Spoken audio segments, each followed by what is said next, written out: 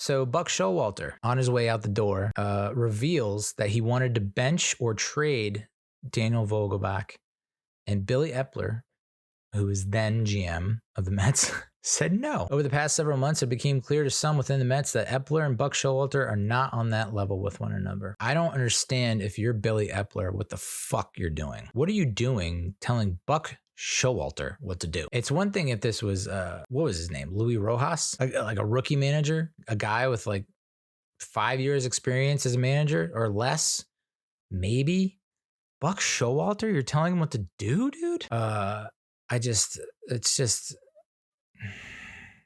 feel bad for Buck. And I guess Billy Eppler is your boss. But if I'm Buck, I'm like, fuck off. Vogelbach doesn't have it. And we're losing games because of him. So let me do my thing. I think I know what I'm doing. Thanks. And then in a shocking turn of events, Billy Eppler resigns. It was a surprise in the organization. A lot of people didn't see it coming. And the claim at the time was that he wanted David Stearns to have a clean slate. And then it comes out that the New York Post reported that Billy Eppler was under league investigation for improper use as the injured list, which literally every organization and franchise does in Major League Baseball. they use loopholes, and they definitely work the injured list to their benefit. So they make sure they have the best roster out there available. So Eppler is not the only guy. Hopefully he's not the only guy that goes down for this. But for him to resign based on that alone is kind of crazy. It came out that Steve Cohen is not the focus of the probe, and that Stearns will likely hire a general manager to replace Eppler and work underneath him. Stearns did not bring in a lot of his own people from Houston when he took the Milwaukee job in 2016. So it's not, there's an expectation that he will not bring in a lot of Brewer staffers to the Mets, into the Mets fold. And that he is, reports are that he seemingly has won over a lot of people within the Mets organization so far, which is good to hear. So what are some of his biggest offseason decisions? Well, first and foremost, GM. I saw someone suggest that Miami's Kim Nig. I don't know how to pronounce that shit, dude. I'm white. Not an excuse, but I probably should have looked it up. Yeah, so Kim Ning, which is interesting because I feel like the Marlins, to make the playoffs, given the fact that they really did not want to spend a lot and haven't, and are frequently trading away their talent for prospects and younger players and over the years, and have now been competitive. I know that they are not like everyone thought that they were like these automatic W's. It's like, nah, dude. They're feisty. So she is a potential candidate, which I don't hate. And then someone else on Twitter suggested Sig Mejdal. Mejdal, currently one of the architects of the current Orioles team, spent 3 seasons with David Stearns at the Astros. He reportedly showed previous interest. The Mets reportedly showed previous interest in Mejdal during their previous search in 2021, when we ended up going with fucking Jared Porter. And then, oh my God, we've had so many GMs. We've had, what, in the past 5 years, 5 GMs? It's outrageous.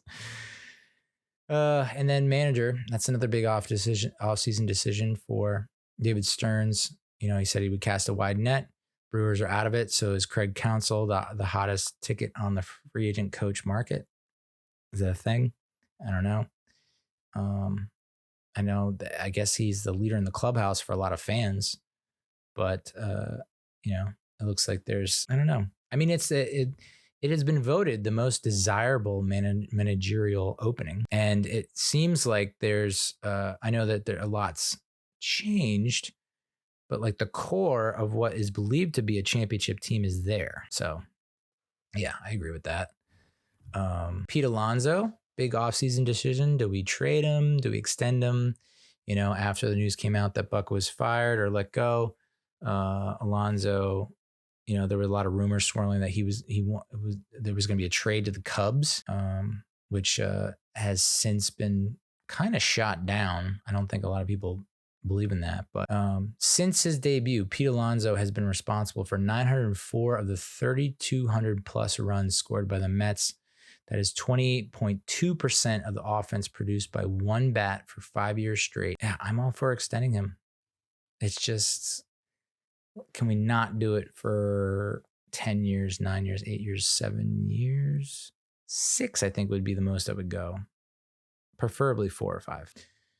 Third base, kind of a big decision. Do you want to roll with your young talent, hoping that they'll develop and get better and blossom? Or do you want to bring in a more tried and true option? I think we saw enough of Brett Baty and Mark Vientos to say that the odds of us feeling good about having them be the platoon or one of them starting at third base is slim to none. I personally view them as trade bait. Although I would think Vientos, maybe you want to keep around as a DH and just spell Pete at first. And then Ronny Mauricio, can play second, but maybe could also play third, and then Megill play second. So that's, we talked about last episode, I think making a strong push for Matt Chapman would help, alleviate the fears there. And then the starting rotation, a lot of holes there. I have 3 open slots, possibly 4, because we don't know what Senga's schedule is going to be like next year. Is it going to be like this year where he's doing every 6th day instead of every 5th day, which means you need to have a guy go on that 5th day. They wouldn't normally. So it's Senga and Quintana, but then you need 3 more pitchers or 4 more pitchers.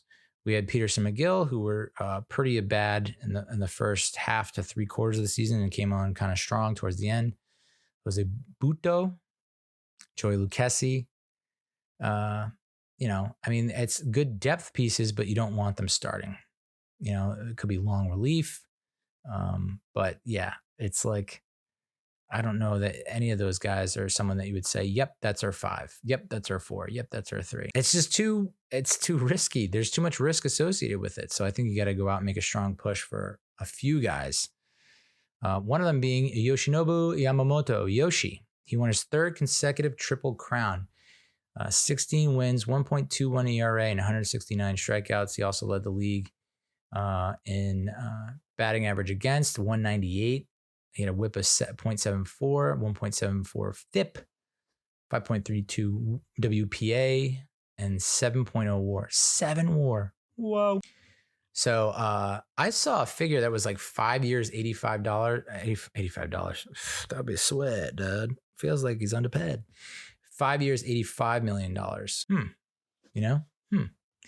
That seems, it seems too good to be true. I think they're going to have to pay more than that. But I think that it almost feels like it's like a lock. Like I can't see that not happening. So you got Yoshi, but then you got to think about 2-3 more guys. Oof. Yeah, that's rough. Omar Narvaez. He's a player option, $7 million. I guess he would take it if he's just all about that money, boss. But at the same time, if he's a guy that likes to play a lot and start, it's not happening here because Francisco Alvarez has the starting catching position on lockdown. So does he say to himself, you know what? I had my time. Now I get to be a mentor and I get to make a decent amount of money doing it and not having to play every day and, spell him every once in a while. I don't know. He must have a bitter taste in his mouth because he lost his job due to injury. It wasn't really performance. And then he didn't perform well, but then he continued to lose it because Alvarez just took off like a rocket and was performing and Narvaez wasn't at all. So I guess he would take the player option because that's a decent chunk of change. I don't know if he would get that on the open market, but if we trade him, it would be a similar situation with James McCann where we have to eat a lot of that salary. So it's like, would you eat half of that just to bring in another pitcher? I don't know. Adam Ottavino also holds a player option for $6.75 million. He said he wanted to come back to Queens. So I see him taking that. Brooks Raley has a club option for $6.5 million with a $1.25 million buyout. I don't know how I feel about Brooks Raley. In the article, it says that he's the most dependable guy in the bullpen. Yeah, I guess you got to scoop that up because, you don't have many options beyond him as of right now. Plenty of candidates in arbitration. First year guys among them. Well, David Peterson is one of them. DJ Stewart is another guy. First year of arbitration. Second year of arbitration is Tim LaCastro, Michael Perez, John Curtis, Jeff Brigham, Denny Mendick. Third year arbitration is Pete Guillorme, Elisier, Hernandez, Vogelback, Drew Smith, Lucchesi, and Gott. So these players that are in arbitration can either be designated for assignment or non-tendered. This article posits that Vogelback could be designated for assignment along with Guillorme, Mendick, and Jonathan Aruz. Castro, Perez, Ortega, and Stewart are veterans who provide depth. Hernandez had a lost season. So, yeah, it doesn't look like a ton of, I highlighted 4, maybe 5 names that I was like, yeah, let's get that done. Alonso, Lucchesi, Castro, I'm kind of on the fence of, but leaning towards yes. And then DJ Stewart, and then David Peterson, obviously. Although Rafael Ortega is interesting. I mean, he provided some cool moments. I don't know. It's good to have that kind of energy in the clubhouse, right? So the Athletic also ranked us, the Mets, 4th among non-playoff teams with the brightest future, have the best chance of making the playoffs in 2024. So